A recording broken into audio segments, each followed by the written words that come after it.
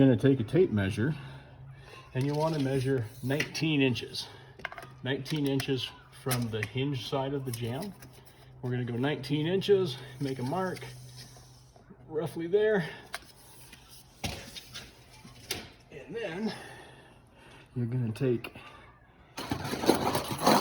again, this side of the wind chain and mount it like so. It'll be at kind of a 45-degree angle pointing towards the door.